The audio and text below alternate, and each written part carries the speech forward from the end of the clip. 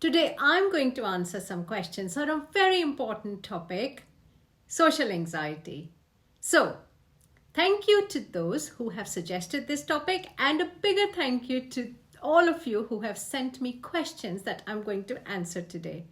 As you know, social anxiety affects millions of people across the globe and can be a very disabling and isolating condition. A lot of people feel embarrassed to talk about it, and many people don't even recognize that it is affecting them. They quietly suffer because it can impact every aspect of an individual's life, ranging from their personal life, family life, social life, work life, and therefore they suffer in silence.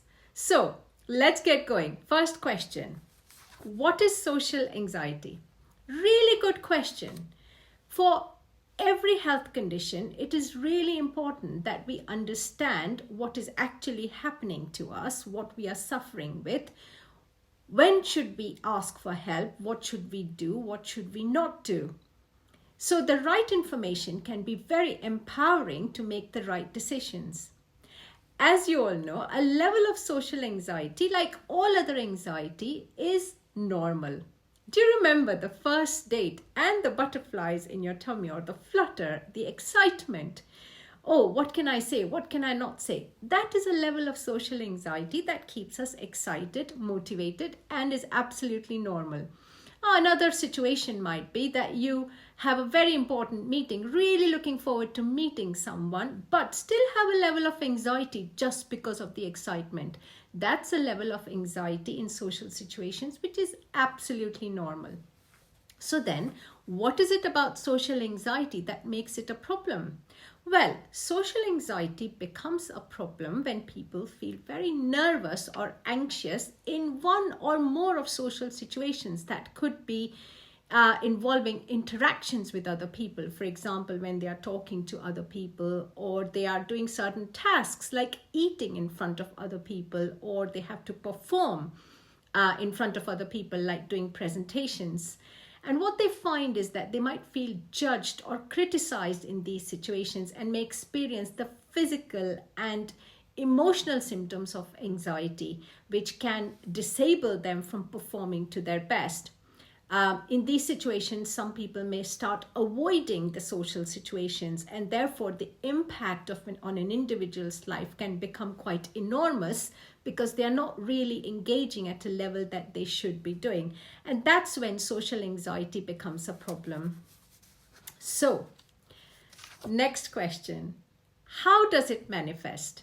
Well, we are all different, as you know, and therefore there could be a range of manifestations or symptoms that individuals can experience in social anxiety, and the intensity can vary as well.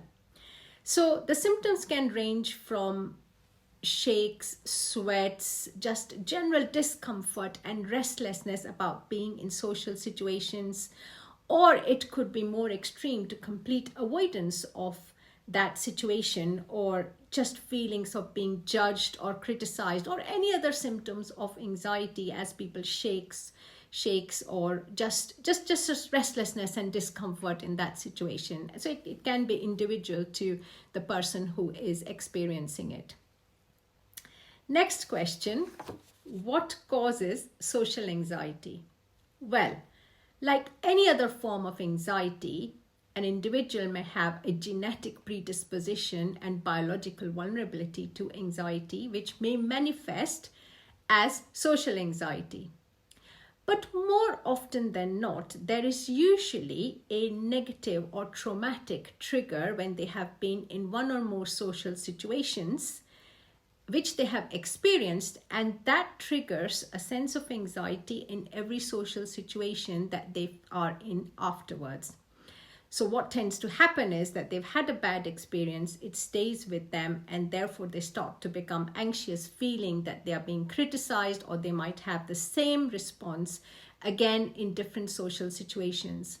As I said before, often people don't even recognize that they are experiencing it, number one, and sometimes they don't recognize that this trigger might have happened at some time, which then creates these automatic thinking patterns in their heads, that stops them from performing well in social situations or interacting in social situations. So, what can you do about it is the next question.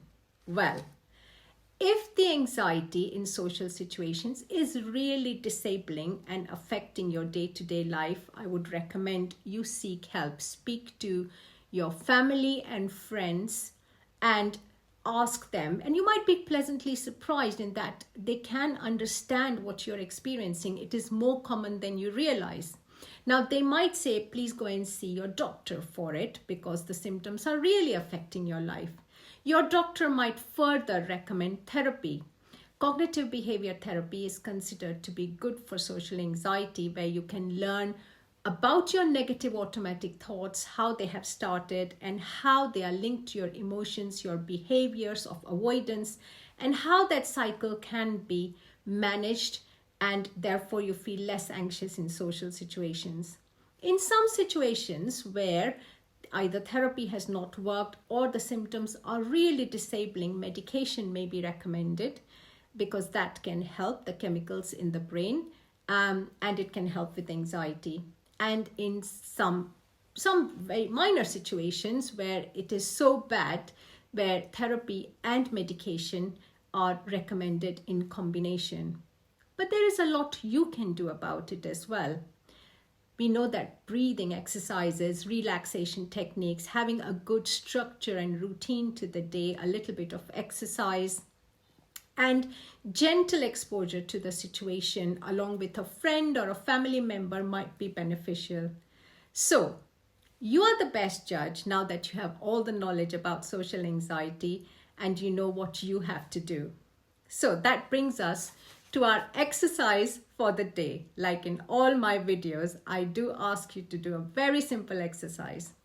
So today, if you are experiencing social anxiety, create your own thought diary in your notebook. In the first column, think about, identify and write the negative thought that affects you in social situations. It could be anything. So and so is judging me, or they do not like me, or they are making fun of me. Whatever it might be, don't feel shy. Write it down.